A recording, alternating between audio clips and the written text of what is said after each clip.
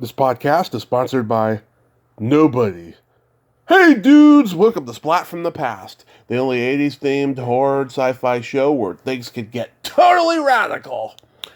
Now today, I will be welcoming David Roya. David Roya is a great character actor, very underrated. He played Bernard, the evil villain, in Billy Jack, the counterculture classic, which is celebrating its 50th anniversary this year. He was also in Westworld, the 1976 remake of King Kong, which he had a lot of his role cut. He was in the Charles Bronson Western, The White Buffalo. He guest starred on F Troop and Mission Impossible and did lots of great stuff. And we're going to talk about all that stuff today. He's also an expert on martial arts, and he's also a health person. He's never even drinking a cup of coffee, which I'm going to ask him about. That's pretty interesting. I don't think I've probably met some people who have never drank a cup of coffee, but it's very rare. And it's going to be a great conversation today. Lisa Everett's had told me that she was friends with him and that she had interviewed him on her show, Ninja Pop Podcast. So I decided to get him as well because I do like Billy Jack. It's a great movie. So, yeah, here is my interview with David Roya. This is such a great honor. Thank you for taking the time today. Oh, my pleasure. After hearing your story. Oh, thank you. So, going back in time, did you gravitate toward acting early on in your childhood? Well, when I was a little kid, Mm-hmm. I had a cousin who was a movie star. We had the same, my great-grandfather and his grandfather were brothers. So, and when I was a little boy, everybody used to say, well, he looks just like Ira. And that wasn't his stage name. If you know movie trivia, maybe you'll know the name because he died at a pretty young age. Jeff Chandler. Yes, Broken Arrow, Iron Man, the Tiger Story. There you go. Yeah. So, yeah. So he used to visit sometimes. He was close with my mother. They were cousins. And he was this tall, rugged, and he had gray hair early on. And I remember him, and so he looks just like Ira. So in the back of my mind, I wanted to be like Ira. And, but I never really talked about it. And then in college, I had a lot of like violence in me and anger. I used to fight a lot. Yeah. But I was a good student. Long story short, in high school, as a senior, a teacher confronted me and I threw him to the ground. And I was suspended, and it went on my record, and all the colleges that I had applied to along with my friends, so I wanted to be with my friends, Ivy League colleges, good college, I was rejected. So I had to go to Brooklyn College, a local college. So I lived by the beach. And that was like the last place that I want to be with. And I was so distraught that it was like high school, get on a bus and go to college. All my friends were away. So I was very lonely. I wasn't interested in fraternities. Yeah. Or I really wasn't interested in anything. I didn't even want to make new friends. One day I gravitated towards, after school was over on a Friday, it was some part of the college, and it looked like there was a theater or something. So it must have piqued my interest. So I went there and it was all dark, just very dark. Mm-hmm. And I just peeked in the door, and then a girl came out. There was a stage there and everything. There was a lot of little stages too. And she said, "Oh, come in, come in." But I was very shy. Yeah. Except around my friends. But I was very shy, especially with girls. And I was a pretty, shall we say, handsome fellow. And girls used to be chasing me, but I didn't know how to like talk to them or react to them. I believe I didn't like them. Yeah. Like something. So, but I finally went in there in the acting class, and they were doing things. They were doing improvisations, and I remember they were trying to convince me to get up on stage and do such and such, and it was all about method acting. Right. Method acting. And then I got up and did something, and I had to like flirt with a girl or something, and then be funny and be all. But when I was on the stage, it was like all of a sudden I became a different person, or rather, I dropped the old self and just went into it, and I felt this feeling of elation and power, and I just felt like this is my real self. I could play. It was like playing, because I like to play games with my friends and sports and everything. Right. But regular, like social things, I couldn't do it. So this was like playing to me, and I felt alive. And then I knew when I came home that day, that's what I want to do. And I changed my major, which was an artist early on, to it was called speech and theater in those days. Mm-hmm. And then I acted in plays in school, and then I went to off Broadway, and then I went on to Hollywood. Yeah. And right after college, it was about 22, 1966. Right. So when you were studying acting, did any of your classmates go on to become successful at it?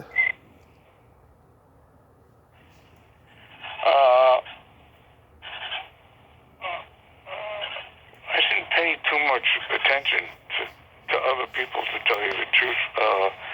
There was one fellow that was much older, and he was, can't even think of his name. He was much older, and he was bald, I remember. But he was like a star of the thing. He could come out in a little bit part, and everybody was like, wow, this guy's hilarious and magnetic.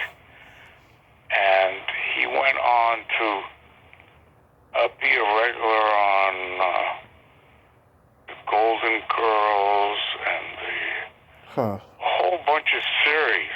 What the hell? Herb something. What was his name? I can't even think of it. Herb Edelman. He had a very, very successful career.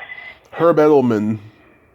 Herb Edelman. There you go. Oh, you are a fanboy. Yeah. Absolutely. Yeah. Herb Edelman. And that was the only... and there was another one. Another older guy. They were like in college at the time, there was a lot of older people in the acting thing. And then there was... he also was bald. What was his name? Yeah. Dominic Chianese. Oh, okay. And he went on to do The Sopranos. He was Uncle Junior. Mm-hmm. Uncle Junior. And that's all I can recall right now that I remember. Well, you did summer stock with Karen Black. What plays did you do with her? Well, at first I was an understudy, and I did the props. to get your equity card, to be in the union. So I was doing that to be in the union. And then this was a long thing. It was like 3 months, Northport, Long Island, at a very remote place on the water, a big old-time, like a farmhouse, like an old mansion. It had a theater there. And then at the end of the run, they would put on a play, and then that play went to off-Broadway. Now, that play, Karen Black was not in it, but during the intern, I fell in love with Karen. She was exciting, and I was doing the props. I was backstage, and all of a sudden, she just grabbed me and kissed me, and was like, "Oh, Jesus!" Now, I was a shy guy, right? Oh, she didn't fool around. She was like... That's what I heard, yeah. She was pretty wild. Now, she was one of the first people in Scientology. Oh, really? Yeah. So I got a later story about the Scientology thing, too. But that's later in California when I finally got out there. Yeah. Everyone who's turned down to be on this podcast, I found out later, was a Scientologist because I mentioned... I went to an acting class with Milton Katselis, and there was a lot of stars in that too, and that was all based on the whole Scientology thing. So that's all. I have a lot of experience with the Scientology, and some of the being blackballed had to do with Scientology thing. That's another story. We'll get into that. Oh, and in the play I did, I'm going to reach way back into the past. Okay. We did a play called Friends and Enemies, and it was a 2-character play. I wasn't one of the leads, but I was the waiter, and it all had to do with like a dinner that these two guys had. Anyway, one of the people was Eli Mintz. Oh, yeah. He was a star of Yiddish stage. And he was on the Goldbergs. The Goldbergs. Right. He was the uncle, or the grandfather, or something, right? Something like that, yeah. Yeah, I think he was he was Uncle David, that's right. Yeah. He was Uncle David on the Goldbergs. Now, and he was up there, this went on for a long time before he went to Off-Broadway.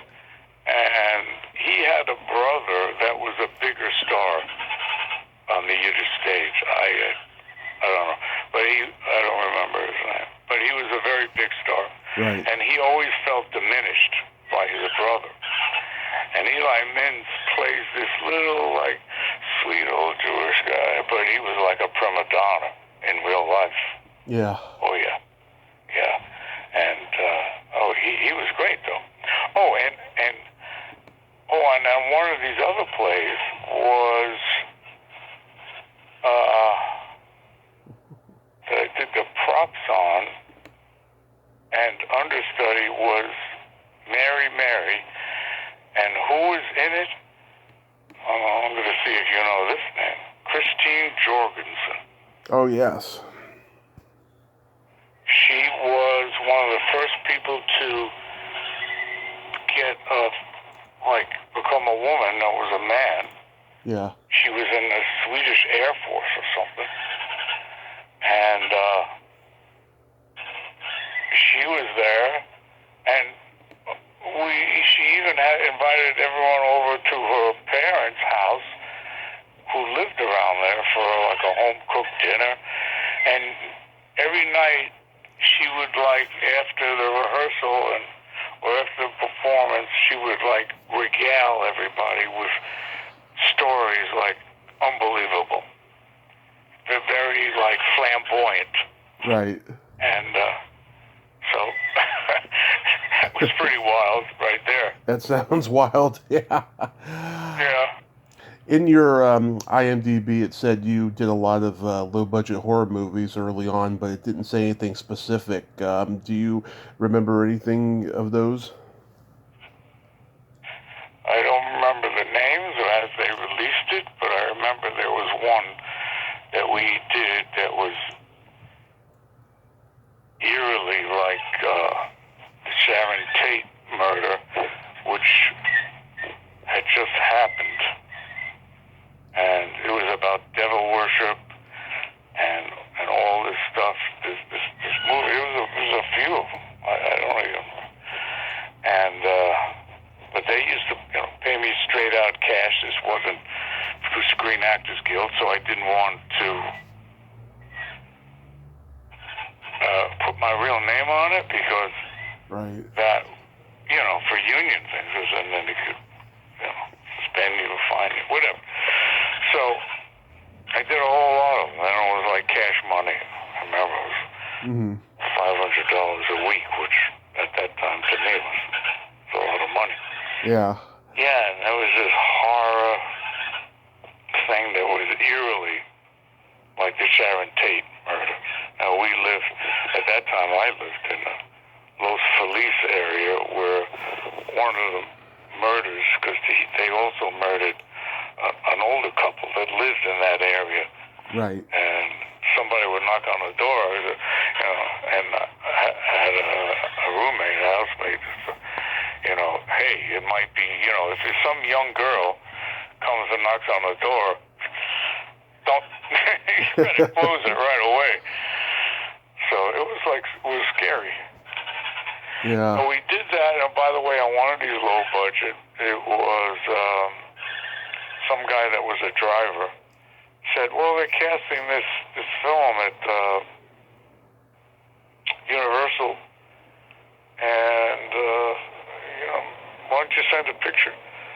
And that turned out to be the Billy Jack one. Yeah, nice. You played an Apache warrior on F Troop. What do you remember about that? I remember that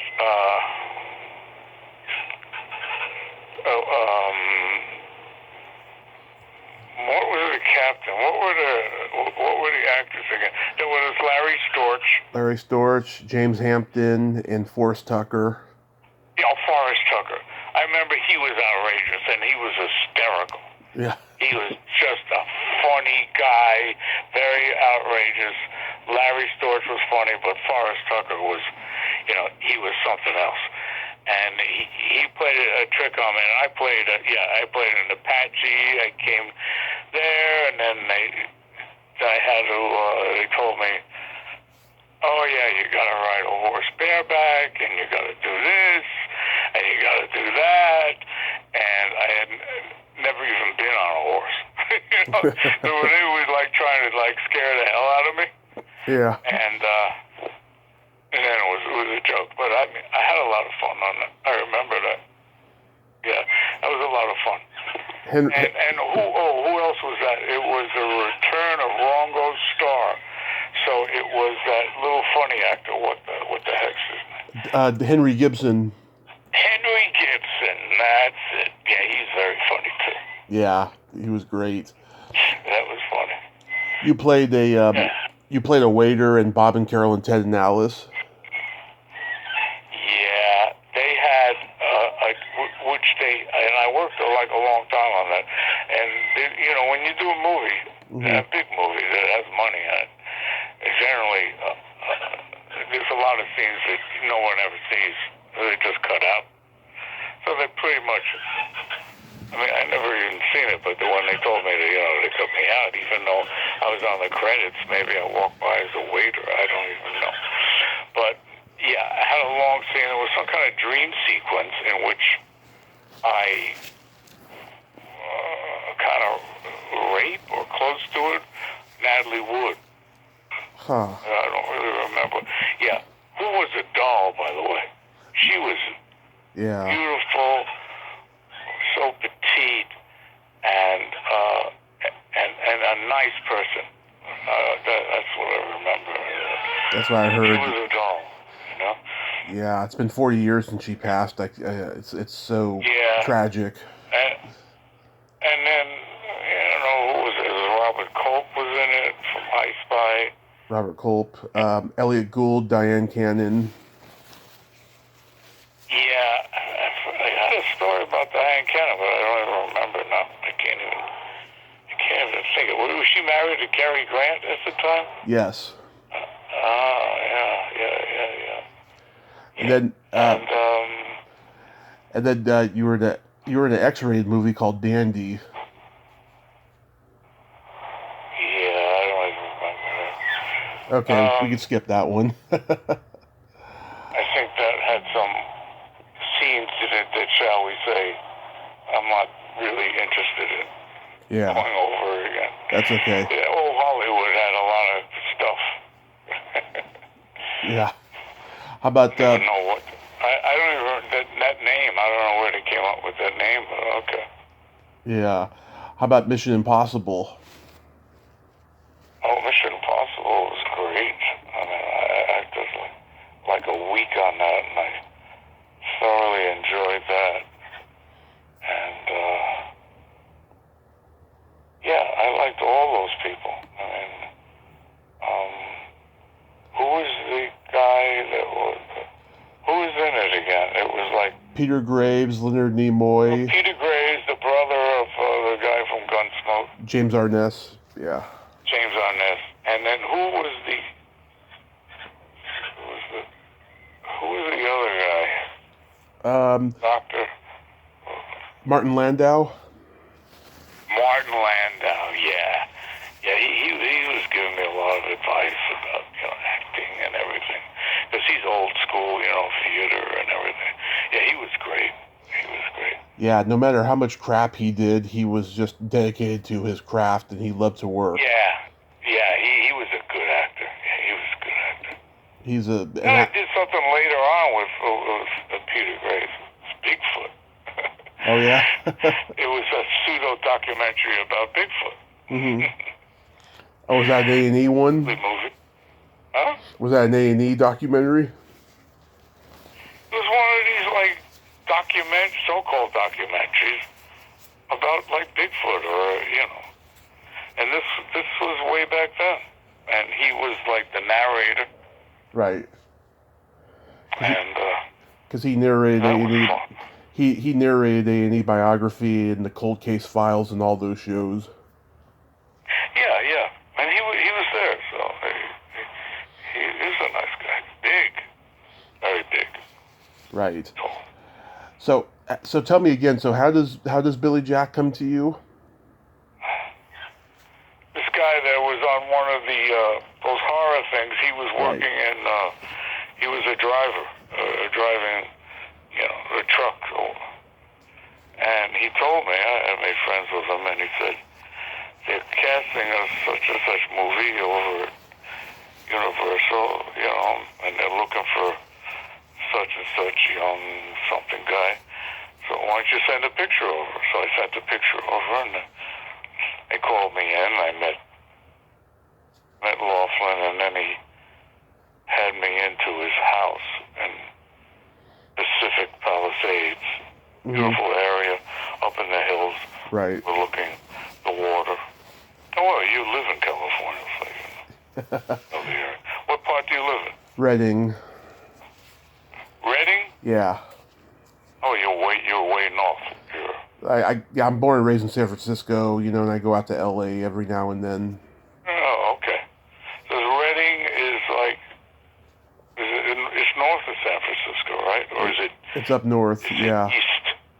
Yeah, it's up north. Northeast. Yeah. It's northeast of San Francisco. Yes. All right. Well, how's the fire situation now, by the way? Terrible. We have them, every day during the summertime. This was the first big one that we had in 3 years. We moved up here 4 years ago, and now we're trying to get out because it's just we're tired of seeing these fires happening, and it's a huge risk living up here. It's been going on for so many years, with the fires, with the mudslides, with the this and that. California's been going on for years. Right. During the 60s and the 70s, when all the young people took to the streets about everything, the environment was a number one, besides Vietnam and equality, was one of the number one issues. Right. So this is all way out front.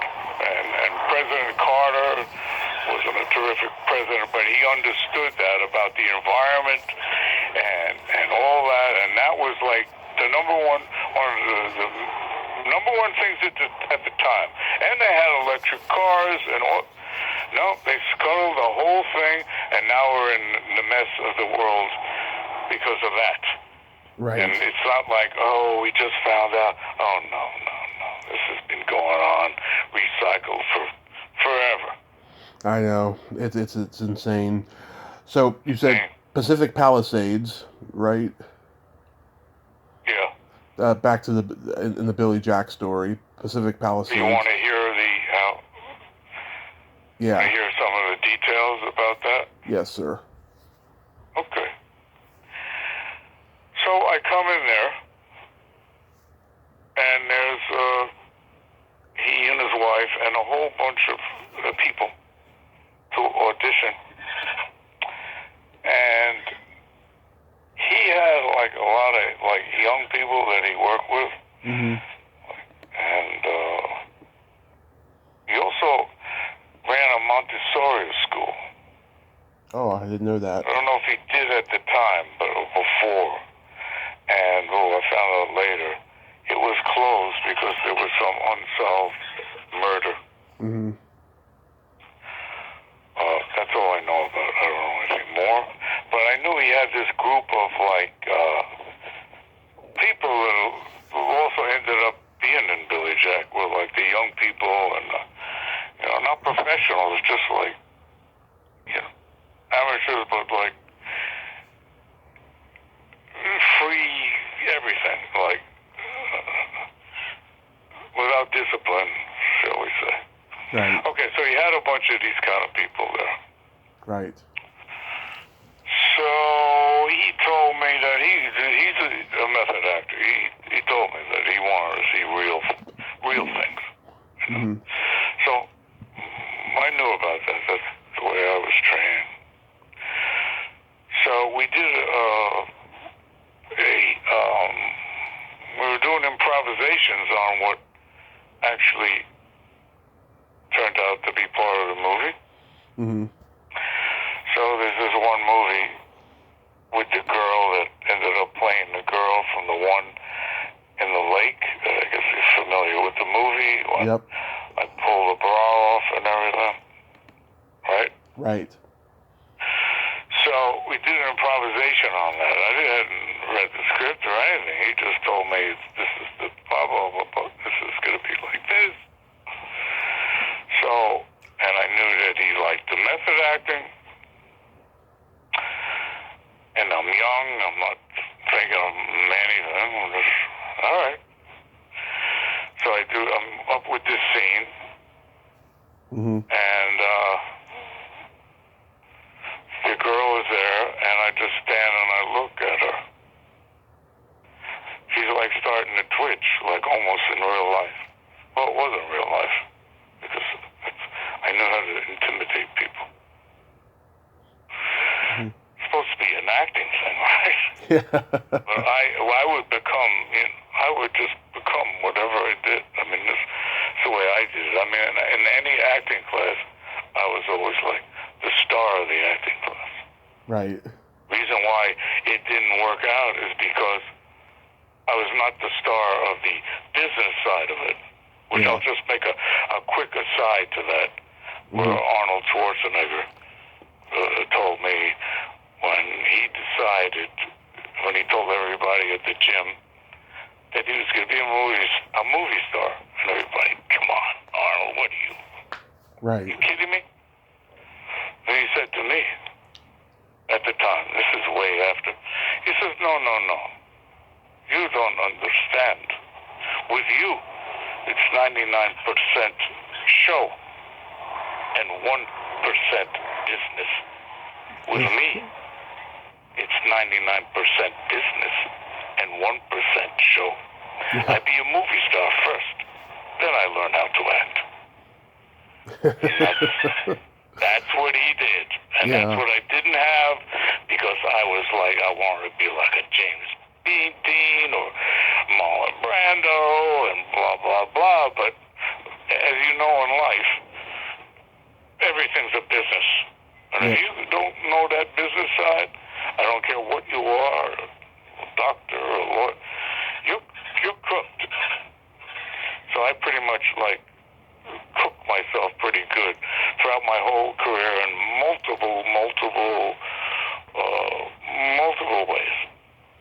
But if everything didn't turn out like it did, I wouldn't be the person I am today. I wouldn't have my children, my grandchildren. If I got everything I wanted, I probably would have been miserable. So there you go. Okay, so let's get back to what was going on. Where was I? You're talking about, the whole, what was it, the whole audition process and the filming? Oh, yeah. Oh, so the audition. So there I am. I'm just looking at the girl. I'm not saying a word. Right. And then, it seems crazy, but I did it. I put her down to the ground. I just grabbed her and I put her down. And I just held her. I just started laughing and looking at her. And she kind of freaked out. And then Laughlin stopped it. And, and I thought, oh boy, I think my goose is cooked. I think I went too far. And so that evening ended. There's a bunch of other actors there too. They're all watching this. It was all very awkward afterwards. Okay. Right. All right, and then I get a call afterwards. Oh, he wants to see me again. Oh, okay. I figured that's what he likes. So then I come, and we were in the living room this time, I remember. And all the people that ended up playing the roles, all those different people, I can't even think of their names, but there were some famous, like, well-known character actors in there. You probably know all those people. Yeah, like it was Howard Hessman's first movie. Yeah, Howard Hessman, and then who was the guy that played the sheriff, and then the guy that played my father. These are all, they were all like minor stars in different kind of movies. The guy with the red hair, he was a star of a famous, was it a horror movie or a space movie? Can't think. There was Victor Izay, there was Clark Howat. Who? Yeah, I know. Who else? Clark Howat. There was the Richard Stahl was the council chairman. Who was the guy that was the sheriff? Oh, Clark Howat. No. Then not the sheriff. Then what was he? The deputy, the chief? He had a big part. He had red hair. I'm looking. Let's see. There's Stan Rice. The guy who played my father was, what was his name? He was the vice president of Screen Actors Guild.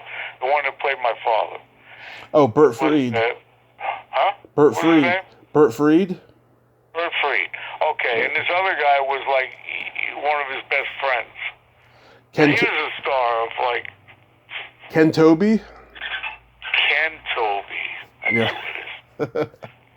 And Bert Freed, he was like to play jokes. It was like one of those things on Ken Tobey, and Ken Tobey would get very upset. And that was like an ongoing thing among the older guys. Okay, so getting back to that. So I come there, all right. Now we're doing an improvisation scene on the candy store with the flour and everything. Mm-hmm. You remember that? I remember it. Yeah, okay. So again, I don't know the script. I just know that this is what's happening. You're this guy and that. And the girl that ended up playing that role, I don't know her name. She was just a young, they never became actors, these people. I don't know anything about them. But anyway, she was in a movie. Oh, his daughter was in the movie too, but this is not his daughter.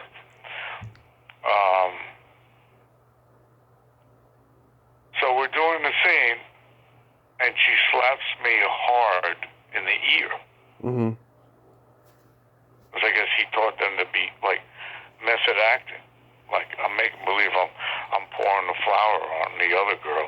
Yeah. She comes over and slaps me hard in the ear, which is not a good thing to do. Right. I said, if you touch me like that again, I'll knock your fucking teeth out. And I'll mean it. And then he stood up. And he said, you can't talk to her like that. I said, sit down and shut up. Now don't forget, I'm thinking this is part of what he wants me to do, right? Right. But I'm also feeling. It's also what I felt, because she slapped me in the ear, and I kind of meant it too. Just don't do that. I said, sit down and shut up. He jumped up. He grabbed me and ripped my shirt right off of me and threw me down to the ground. And he's trying to punch me, and I'm blocking it because I was a martial artist. Mm-hmm. He's blocking. He's trying to punch me.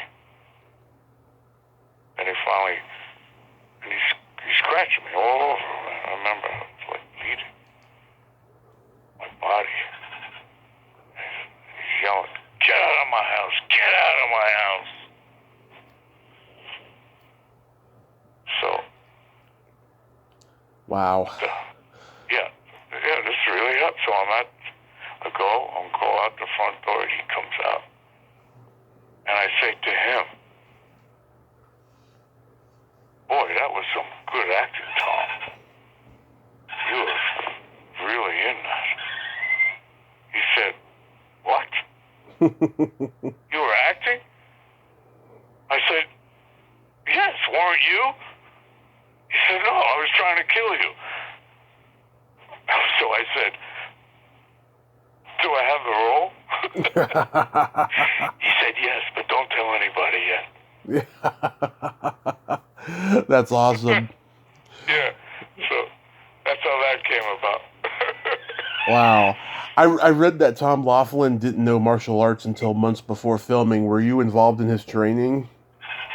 No, that was Bong Soo Han. Oh, okay. And who ended up being my close friend and teacher. Bong Soo Han, and if you look at the famous fight scene in the park when he does the jumping double kick, if you slow it down, you will see the face of a Korean face under the Billy Jack hat. Right. They couldn't edit that out. But no, he didn't really. But he wanted people to believe that he was this great expert. He wasn't. Do you think the movie turned out well and it lived up to its message, with the Indians and the horses being slaughtered and all of that? It seemed to, because it resonated over the years with so many people. And it came about through a remembrance from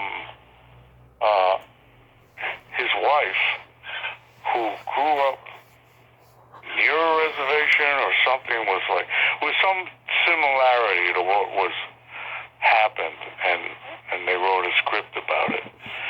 So I think it was iconic in the fact that it had the whole culmination of the 60s with the protest racial, war thing, just hypocrisy.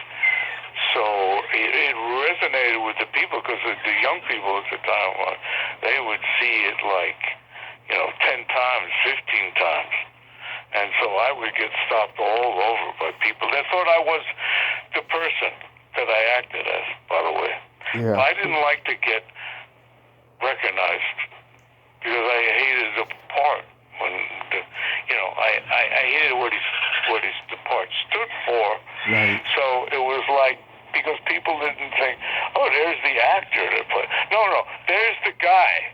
Hey, Bernard, you blah blah blah. So I hated that. So it was weird. You want recognition, but you get recognition, but it's too much as the character. And people think, no, that's the character. No, it's called acting. Yeah. And you ended up... There was a very famous critic, and he wrote me a letter, and I can't think of his name. He's very famous. Rex Reed? Rex Reed, yeah. He wrote me a letter, and it said, try to do some different kind of part, quickly, or come back to New York and do some stage, because they'll get you typed as that, and then that's it. You won't get any other kind of roles. Yeah. I remember getting a letter like that. So. Yeah. So I pretty much would get something with young punks, and then later on older punks. And then didn't you end up suing him? Yeah. It was when I first acted in it. It was supposed to be a union film, Screen Actors Guild, which I was in the union. And he was paying me that straight money, like I told you I made with the horror movie, which was $500 a week. Right. Not in the, not from the union, didn't know. But the other actors, all the ones you named, these character guys, right, they were all got, that was the union. He had to negotiate with them. And I remember in the scene in the lake, with the lake, where I drove that damn car in the lake, was a stunt guy, stunt coordinator. And he said, if you floor it, it'll go slower. And it won't be any problem. This is in Prescott, Arizona, in the mountains. Yeah, I floored it, and I went in and sunk. Even though it's a convertible, it went straight down, and the suction brought me down. And I couldn't get out of that suction for whatever amount of time it was. And when I finally got out, I was gasping for air. It was scary as hell. And the one that played my father, Bert Freed, was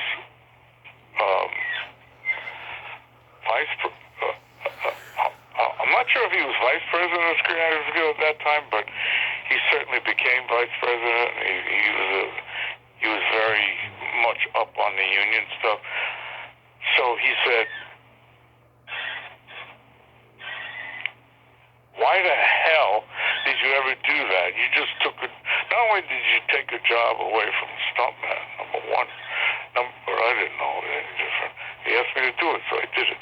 Not only that, but if you did the stunt, you got to get paid for the stunt. And then he said, what was he say? Oh yeah, if you got hurt, if you died, then the movie stops, and then you're costing me work. And he was very, very angry. And so you tell him that you want stunt pay for it. Now, when I saw him, I tried to tell him about the Screen Actors. He was pissed off at me. We agreed to $500 a week, and that's it. You're lucky that I gave it to you. He was nasty. Then, but his wife was worried that, I'm going to tell Screen Actors. So they agreed to sign the minimum contract for, at the time, I'd already been filmed for a month, for the Screen Actors Guild, which is, if it wasn't for that, I wouldn't have gotten any residuals or anything at all. So it was minimum money. Oh, and he also told me that, I'm the co-star of the movie. The billing and everything, this is going to make or break you. Yeah. So I'll bet you $100,000 that this is going to make you a star. I will, or I'll be your manager or something. Or if I lose, I forgot how he put that. Yeah. But he was very angry that I had it under the Screen Actors Guild, along with these other professionals who were all on Screen Actors. And Bert Fried was pissed off at me. So when we did that scene, remember after I drove the car on the lake? Yes. Well, the scene is supposed to be, why the hell did you drive? It was a $5,000 car. You drove it on. At that time, the Corvette was $5,000. You drove it on a lake, and I was supposed to do it because I was scared like that, right? Right. And the sound guy that's on the other side of the lake, he has it tuned to that. But Bert Fried was doing the scene, and he was really smacking me in the face. So I said, why did you do it? Bam! So because I was scared. It's the top of my lungs.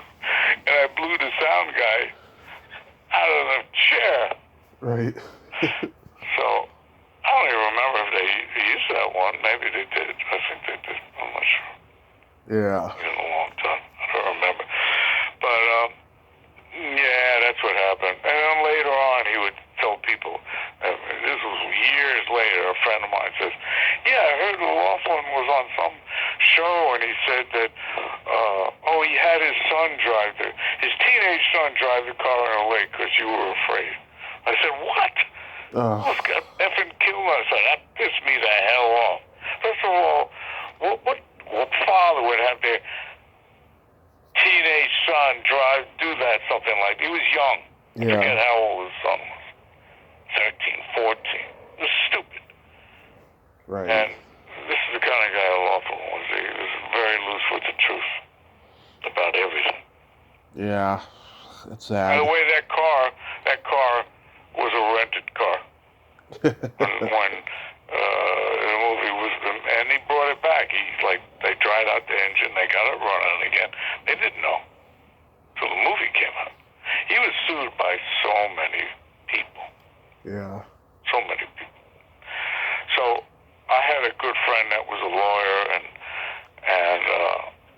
I had never prepared to sue him. I had never anything. Yeah, I said, this guy, this is a big hit movie, and I was supposed to have co-star billing, and I was nowhere near anything. He had me down with the extras and the credits. Gave me nothing. And he said, well, you could sue him. I said, well, it wasn't in the contract. He just told me. It's a verbal contract. It's valid. So he said, well, so he convinced me, this guy. Right. So, and that went on, the suit, how all these things go, for years.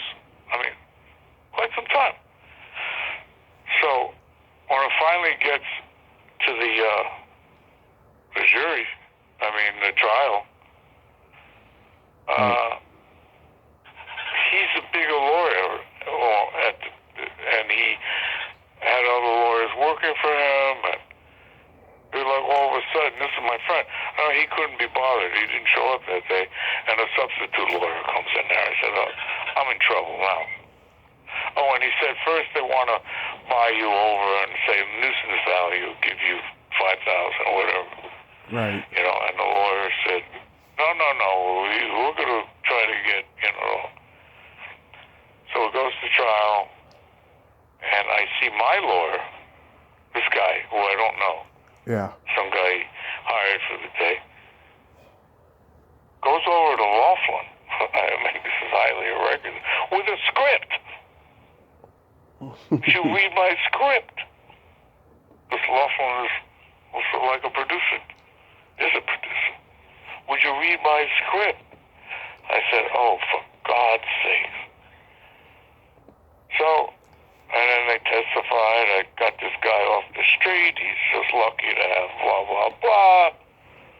So, I lost that lawsuit. Not only did I lose that lawsuit, oh, there was another thing. Mm-hmm. I was up for a whole bunch of big things, and a famous casting director. Was it Joy Selznick? Yeah, Joy Selznick. Yeah. Her uncle was David Selznick. Gone with the wind. She was the most powerful casting director in Hollywood. Yeah. Yeah, and she told me, you know, you're a fantastic actor, but there's a reason why you're not working all the time. I said, what? What is it? She told me, yeah, the law firm who I work for is bad mouthing all over town. Nobody wants to come anywhere near you. I said, oh man, but I like you. So she gave me the chance to do. Was it King Kong? Yeah, and it's one of those movies where again I worked a long time on it, maybe a month. Yeah. And they cut almost everything out of it, and I was the radio operator. But you know that was for Dino De Laurentiis, and then they did, you know, Dino De Laurentiis, the White Buffalo with Charles Bronson. And she called me in for that. Yeah. And, you know, then I did that. That was great. Got a lot of stories about that. And then she wanted to be my manager. I said, wow. But turns out she died. So Yeah. that was that story. You're my second. Yeah. You're my second guest from the White Buffalo. I talked to Ron Thompson earlier this year. Who was Ron Thompson in there? Let's see. I'm trying to remember what his character's name was. He's in your age group. He started out in New York in the early '60s. But was that a good experience? You said. Well, when I first heard I'm going to be with Charles Bronson, I had a thing where I admired Charles Bronson. I thought he was great. And at that time he was like, you know, he started, he wasn't the star he became as like, you know, he had all these other parts where he was a villain or whatever, but he had like a multiple sides of him. Right. And, you know, he had a great build. I'm always, you know, the bodies, he was like ripped. And so I'm working with Charles Bronson. Holy cow. So I saw him like in Beverly Hills in a pickup truck, and then he got out and he was going in a restaurant. Mm-hmm. And I don't know, I was driving and I just stopped and Mr. Bronson, he was like not nice. Okay, then it turns out I'm casting a movie with him. And I go up, you know? Yeah. And first of all, I had made very good friends with Clint Walker. Yeah. And the old guy, what was his name? John Carradine? Jack Warden. Jack Warden. He's a nice guy. So, all right, so I go up to Bronson. And I put my hand out. It's an honor to, you know, be working with you, blah, blah, blah. And I'm having a whole scene with him, you know. This is before.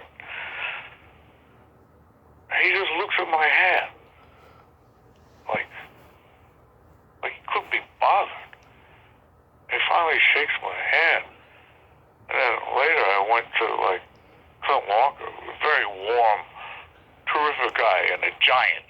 It's like 6'7", tremendously broad shoulders, and a wonderful guy. He said, that's the way Charlie is. He's like that with everybody. And his wife was on the set. She's not acting, but she's there, and he's watching everyone like a hawk. Doesn't want anyone coming near his wife. I forgot her name. She ended up dying of breast cancer. Jill Ireland. Yeah.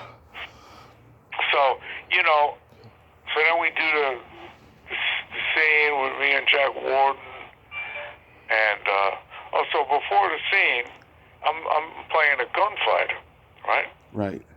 And so it's supposed to be like a fast draw.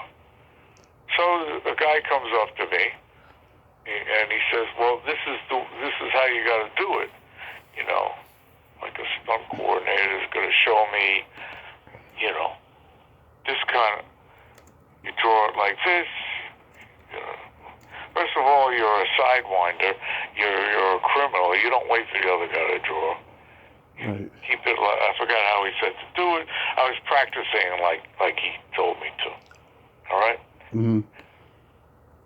So the scene comes, and me and Charles Bronson, and we do it, and I beat him to the draw. Well, this is not supposed to happen. Pissed off. And the director, J. Lee Thompson, who was this Englishman that did Guns of Navarone, and just given up smoking, and he was wrapping and unwrapping the paper from a straw. I remember that. And he said, "Hello, it's been a bit of a fuck up." and then we do it again. We did it multiple times, right? Right. And then, you know, he told me blah blah blah. And each time, you know, again, there's no stuntman, but I get blown away. I've been thrown over tables, and then they got to set up the bar again, and the smoke, and then this is happening from morning till night on this particular scene. I mean, wow. And at the same time, and this is in those days, yep, they were shooting me with a pellet gun, right? Right. Off camera, there's a guy with a rifle. And when the gun happens, they shoot you with a bullet that breaks open, you know, like there's red all over you, right? Right. So I start doing this scene, you know, and this guy is hitting me all over, but where he's supposed to hit me. And I got these marks all over, and now I'm getting nervous already. And finally, it hits me right in like eye socket, but not the eye itself, but right in the bone. And then Jay Lee says, "No, that's it. That's the one, because I'm not taking any more chances." So, and I remember the stunt coordinator come over to me afterwards and say, "Wow, that was a great stunt." I said, "Yeah, do I get extra for that stunt?" He said, "You should have asked before you did it, not after. That's the way that works." So that's my Bronson story. Oh, and I remember what's his name, Clint Walker. Yeah. And he was a star as a kid. I used to love the series he was in, Cheyenne. Cheyenne, yeah. Oh, I love Cheyenne. And he told me the story about how he was skiing, and a ski pole went through his chest, and he was out. And he remembers, he hears people saying, "That's Clint Walker. I think he's dead." And a doctor, there was a doctor there, and they did an emergency, you know, banging his chest, and they brought him back to life. And then he became a born born-again Christian because of that, if I remember it. And he said his wife was the one that convinced him to go overseas and do some of those spaghetti westerns. And then he became a star there. And he was a very warm guy. Lovely man. Lovely. Yeah, that's what I heard. Jack Warden is a great guy. I remember they wanted me to do the scene, and he was already dismissed, Jack Warden, for the day, and I was just going to do it into thin air. And he heard that we're doing the scene then. We thought he'd do it the next day. Right. So he's dismissed. But he comes back, and he's just there just to act off of. He's not going to be showing his close-up or anything. And because he said, he came back, and he says, of course, I'm a professional. This is no way to do it. He said, this is no way to do it. Mm-hmm. You got to have, I said, wow, you're a real gentleman. Ron Thompson played Frozen Dog Pimp. That's his name. Oh, I don't know who that was. Yeah, I guess he was just an Indian outlaw. Guy. Tall Indian? Will Sampson. Yeah, from One Flew Over the Cuckoo's Nest. We were at a party, and he was big. He was also very big. And my girlfriend at the time, she was a hairstylist, and she said to him, I style hair. And he joked like, he does scalping. He says, I do too. I do too. He had made like a tomahawk thing. Yeah. Did you have a role in Westworld? No. Okay, that's one of those IMDb flubbers out there. Sorry about that. So tell me about the Scientology. So you stayed with Milton Casellas? Yeah, that was much later. That was Milton Casellas. Well, early on with Scientology, it was when I first got to California, 66, 5, and early 60s, February 1966, and I was, all of a sudden out of nowhere, I started getting like these swollen glands. I didn't know what it was. Went to the doctor, and he looked at me and he says, oh, you got mononucleosis. I said, oh, no. I went out of that feeling like, the doctor said it, I got it. I could hardly move. Later on he told me, no. Oh, no, not later on. See, I went home to New York to visit my parents, and I went to my family doctor, the one that, as a kid, still operating. He worked until he was in his 90s with my children and everything. So anyway, he gave me a full evaluation. He said, no, you don't have any mononucleosis. Must have been allergic to something.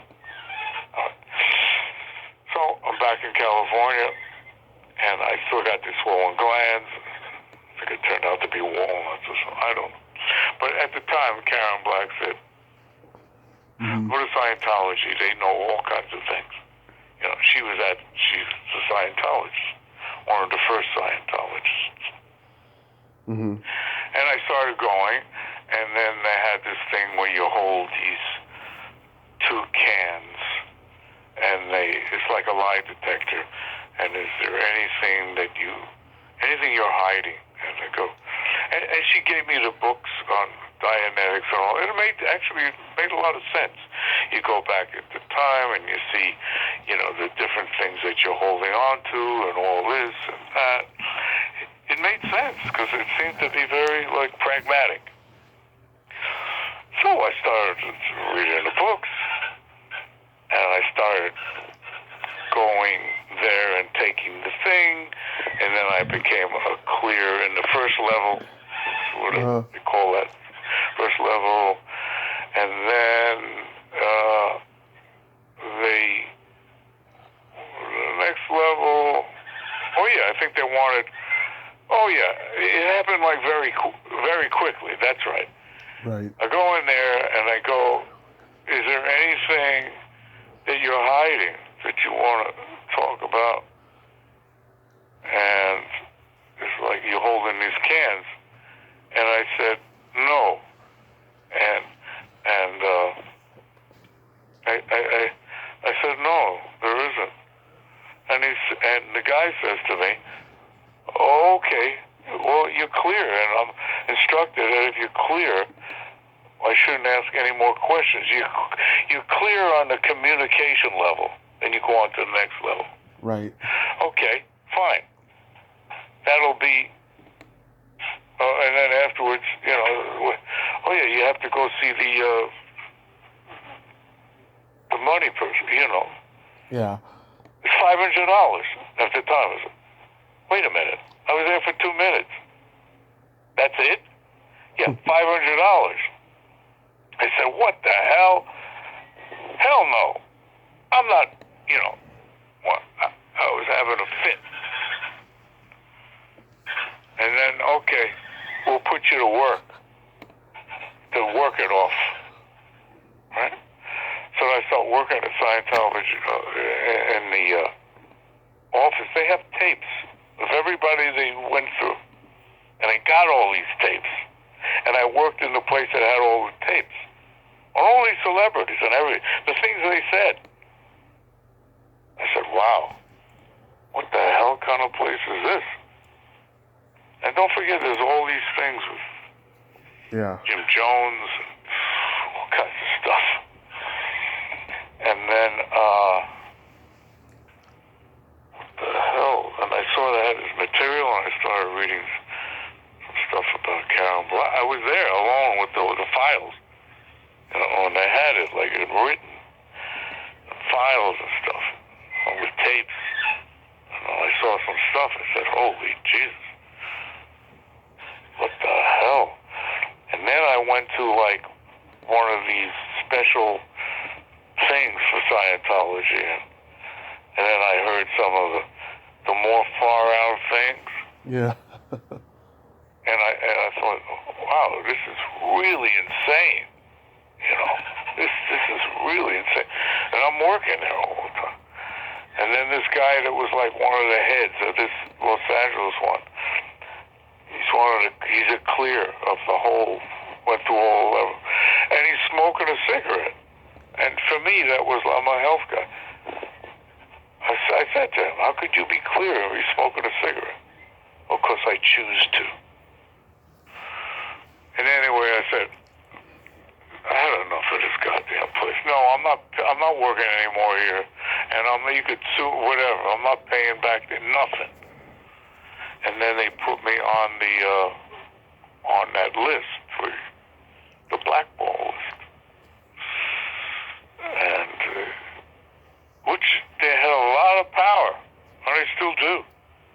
A lot of power. Yeah. Now, years later, this is 10 years later,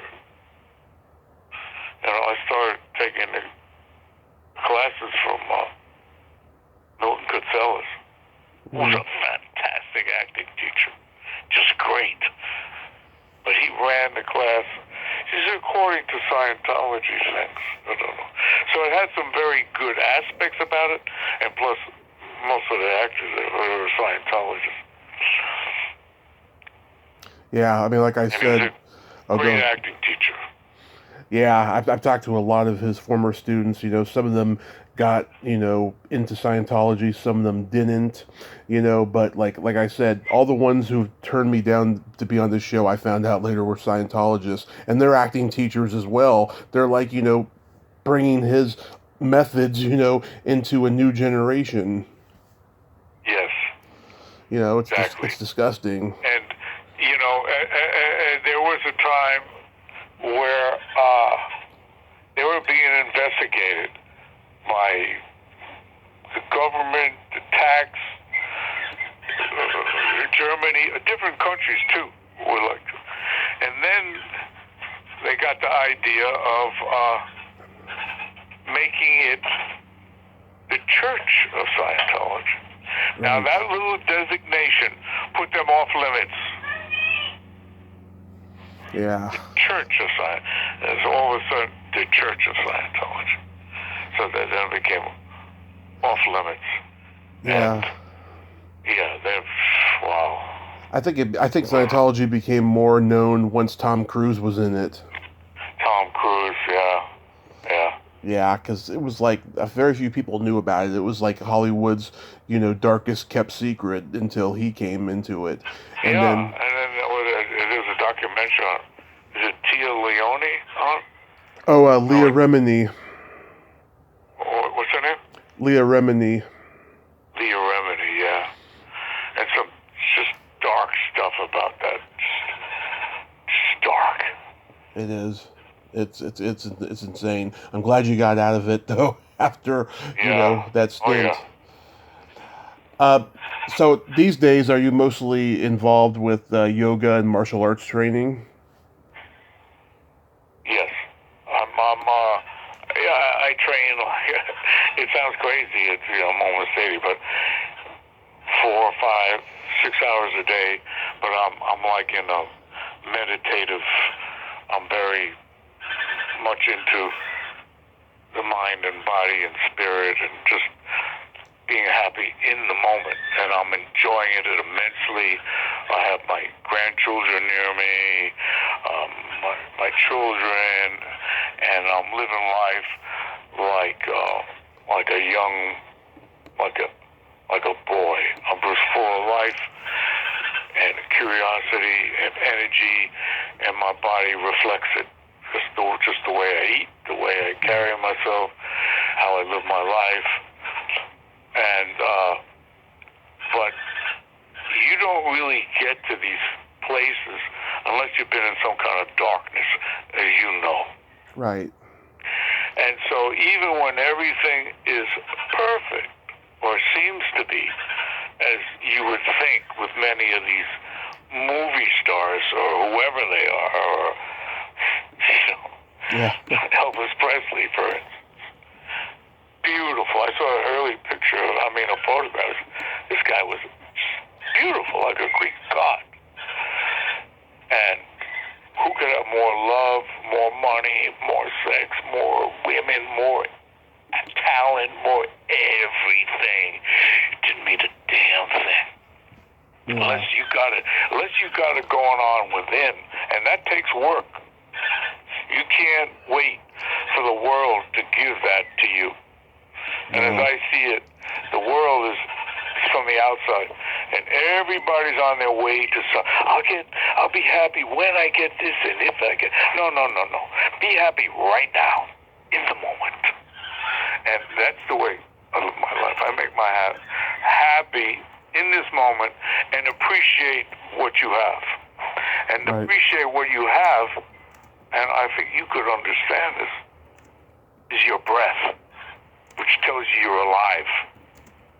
Your body, your eyeballs, your eyes. If you have eyes that can see, what a wonder. But lose your eyes, you think, if I could only see again, I'll be happy. Right. So I bless these things that I have, these gifts, my teeth. Yeah. You don't have teeth, it's like, wow, thank you, teeth. Every day I go through them up, I meditate. I meditate even while I'm moving. I don't have to just sit there in a trance. And I'm grateful, I'm thankful for the sky. Hello, tree. Wow, look at that tree. Like a child. And I communicate with my grandchildren. I have 2 5-year-olds and a 1.5. They get it. And we all started out like that. Just these beautiful flowers. Right. Just full of energy, full of magnetism. You could feel it. Without the mask.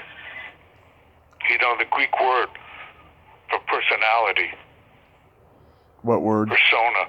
Oh. Persona is a mask, and when the Greeks put on their plays, and during the flowering of Greece in 300, 400, 500 BC, the actors had to wear a mask, and it was called a persona. So the audience in the amphitheater would know what character they played.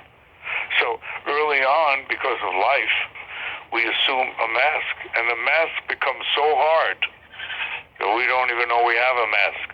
So when well, you just relax. And when you're alone, you can relax. You say, no, you don't relax. So that people's faces recorded. And that's what you're left with, the mask. And you think, that's who I am. No, that's not who you are. Yeah. There's something more than that. If you can get to it, if you have the guts to look down deep inside, you know. So I work at that, and the proof is in the pudding. How I feel, how I interact with people, and like I say, I have felt that darkness various times in my life through whatever. I don't have any like tremendous thing that happened to you, which was really a shock. And mine was like many of that have a lot that still it ain't. It's got to be something else, right? So I'm always searching, and it's right here. It's in the moment. It's what you got, what you have. It's thankful. So that's the way I live my life, and it shows the way when you do, no matter what you do, with exercise. People want the results, but how do you get to the results? For instance, when you're working on your body, I want big muscles, or I want a small waist, or whatever. So what shows is what interests most people. What about all the little parts of your body? Because your body works as a whole. Unless you work on all of those parts, that's not only strengthening, but stretching, keeping an open body, not a rigid body. Right. Your body will ultimately come down. That tree will finally, because it's like links in a chain. So this is like a physical thing. But it's physical and it's mental. If you don't attend to every part of your body, that includes the body, your emotions, your mind, and the objects of your mind. You got to look deeply at it. Without prejudice, you have to look at it and see what's really going on. Because when you don't, when you're living in darkness, your body pays a price. Just like, and it's meditation happens, it's very simple. So for instance, when you eat.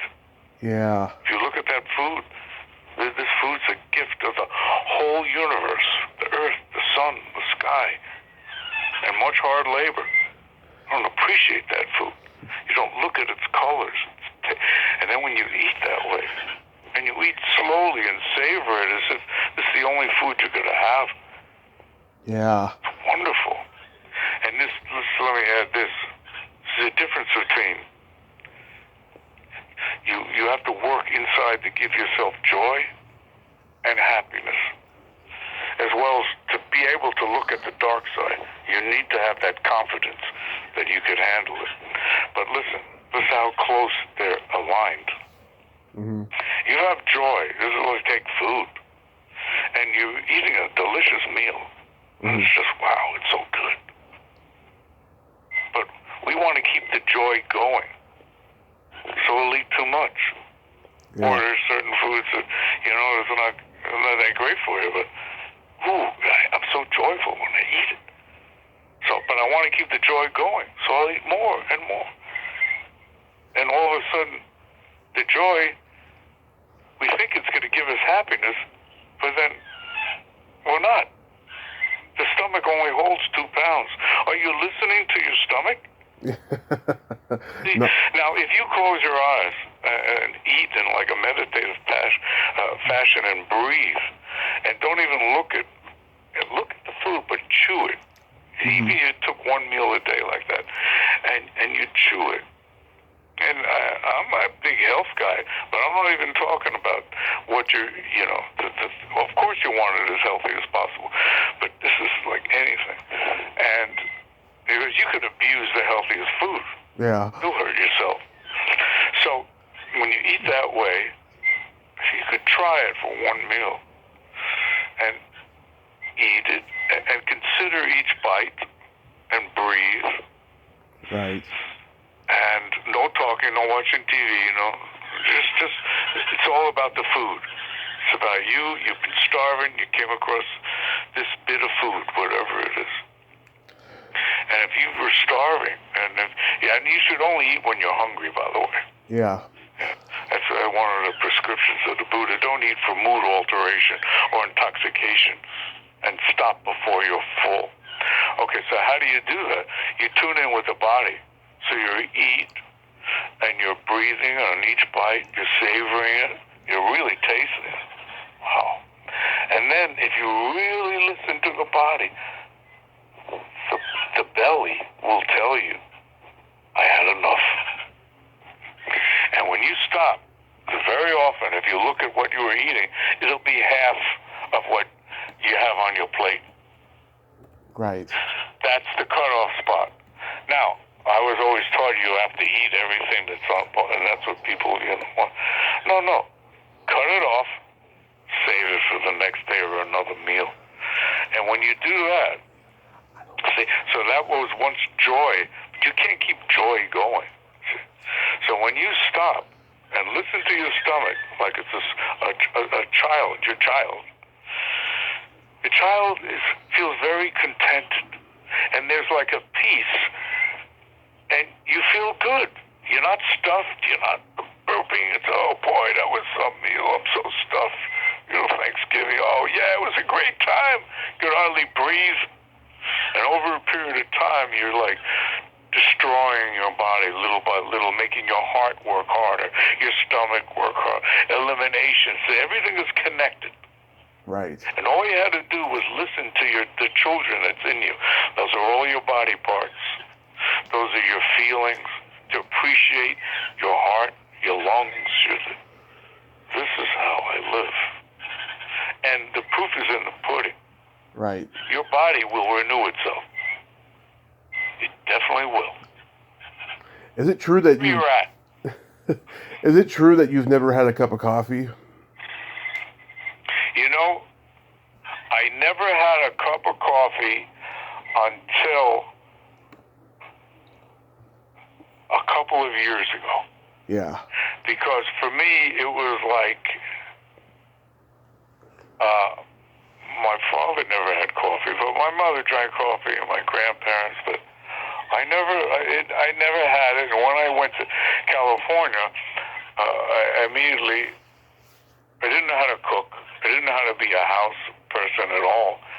And I met a friend who was 15 years older than me. It was like my mentor. And he was like a super health guy. Everything. He had roomed with Steve Reeves, the bodybuilder. And oh yeah, Hercules. He was in Hercules, right? And he knew Steve Reeves. He knew all the old-time bodybuilders, and he also had. He looked just like Tom Selleck, ruggedly handsome guy, and he was a real health guy. And then because he had hurt his back, he started with yoga. So he introduced me to yoga, and he was a raw food vegetarian. I became a raw food vegetarian, and stuff of like what regular people eat, I wouldn't eat. I did that for 7 years. So anyway, talking about the coffee, until about a couple of years ago. Right. And I was in Trader Joe. They have Trader Joe in California, don't they? Yes, we got many of them. Yeah. Okay, yeah, Trader Joe. So I'm there, and it's like a winter day, and he's giving the coffee, a taste of it. Right. And I had never had coffee, and I don't know, I found myself, I took a taste, and I said, wow, that's good. It was just plain coffee, nothing in it. It's like the bitterness of it. I like the bitterness. So then I start looking up over the internet, and then I said, oh, this is a lot of health food, a lot of, nutriments are in the coffee. It's Right. actually healthy. It's the junk they put in. So I saw it at Trader Joe. They're selling the coffee beans organic, But everything I eat, I want it organic. Right. And then you grind up the beans. I said, gee, I like that smell. So I started asking questions about coffee, and then I got a French press. I started drinking coffee, and just like 1 cup in the morning, and black, organic, and also it has the caffeine. It's Right. like a kick, man. It's just like, Oh yeah. well, I just drink the 1 cup, and then I'll stop. Like on the weekend, I'll stop for a few days, and then I'll have it again, so that I don't let it like keep on going.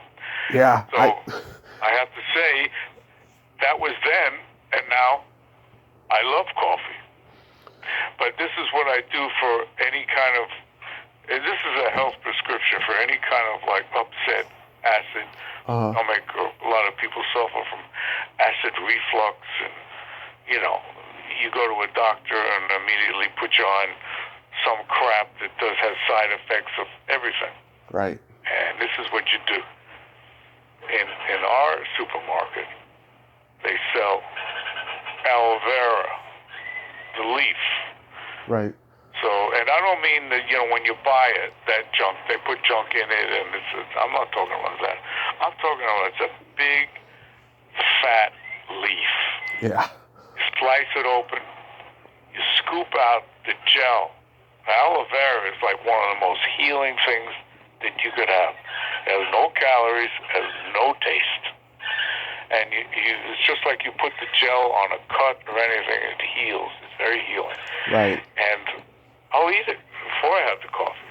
So I don't have that acid, And it coats the esophagus, it coats the stomach, and it will heal all kinds of those issues that people have, mostly because they don't eat correctly.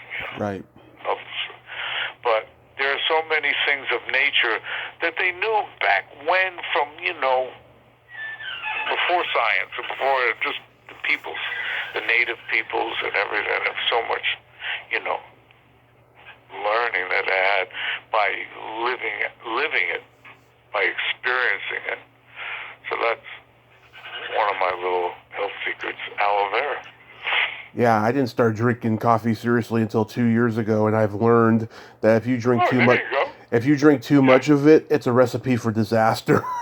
But it's just, you gotta drink the right one to lock you into that, to want to drink a lot of it, and then you start losing sleep. It's just you gotta moderate. No. Yeah. It can only be early in the morning. Right. 1 cup, only 1 cup, because I've tried it. Oh, this is so good. Let me have a Oh, no, forget it. Oh, I can't go. No, it'll keep you up. It'll, make you be jittery. And I've seen people, when they try to cut coffee, they're like get nervous and they're this and they get headaches. And no, I'm not, I don't drink it like that. And I'll buy, there's so many things that you can get. I'll look for a low, on Amazon, low acid organic coffee, and they have all kinds of stuff you could choose from. And so that's what I have. That's what I have been doing the last couple of years. And well, the last thing I'd like to ask you, David, is have you ever thought about writing a memoir? Well, I'm writing. I am, as a matter of fact, been writing for years. Mm-hmm. And it's not about Hollywood and all that, and I got plenty of stories about all of that, believe me. Yeah. It's more about the internal life of, a person with, martial art and body alignment, breath. Right. It's a body, mind, and spirit type of thing, but it's my personal journey, along with my remembrances from things that impacted on me.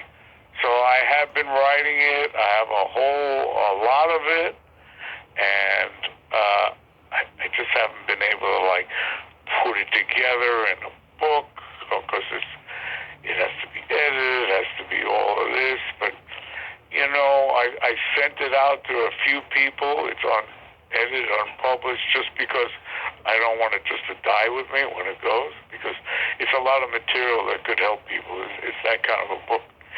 And one day I probably will, or get some professional to help me, like, put it together and actually make it into a book. But it's not like a Hollywood book, or I use stuff that happened in my past that impelled me on this journey to, find peace in the body and peace in the mind. That's what it's about. And so to find out who you are, I begin it. You have to find out who you're not. Right. And who you're not is all the downloaded material that you got from your life. It's not really who you are. But you can't discount any of that. That's how you get there. You have to learn about your life. So, I don't think there is, I feel like I'm living in nirvana or the Pure Land or the kingdom, depending on your religious bent, right now. I don't have to wait until I die. And it's available in this moment. And in the kingdom, in life, there's suffering. There's no way you're going to there's no way that you're going to live a life that has no kind of things happen to you. The question is, what's going on within? Yeah. And if you got that center going, it's like you imagine after what happened to you, stubbing your toe or losing your sock, or some people get upset about or that person said something to me, now I feel like I'm diminished, or someone said something to me on the internet. Young people want to kill themselves over that. Yeah. And so when you've been in a dark place, you say, "Are you kidding me?" It's nothing. And so much of our life is much ado about nothing, which gets me into Shakespeare. I love Shakespeare. Yeah. So a lot of times I'll just and I know a lot of Shakespeare in my head, and I'll just start reciting it in my head, and that gives me a kind of like a peace. When I find my mind is like jumbled up because he said, she said, life, which is nonsense, I'll just go back into reciting some soliloquies from Hamlet or something, and then I'm in a different world, and now I feel fine. Because everything is impermanent. What we feel, what we think, our bodies, you have to live in the moment and enjoy the ride. Very well said, David. I want to thank you so much for coming on today, and I look forward to that book when you finally finish it. It's been a pleasure, and I hope I didn't pontificate too much. Oh, no, you were wonderful. The audience wants to hear the guest, not the host. So I want to thank you so much, and please stay safe because we need you. Oh, thank you. You're a dear person, and thanks for giving me the opportunity, and have a wonderful day. My pleasure, sir. Have a great day. Okay. Thank you. Bye-bye. Bye-bye. Well, there you have it. David Roya. Ain't he a cool dude? I want to clarify the mistake I made in the intro. David was not in Westworld. I apologize for that mistake. That damn IMDb gets me every time. Well, until next time, this is Tommy Throwback Kovac saying there's no shame in living in the past because the present sucks. Later, dudes.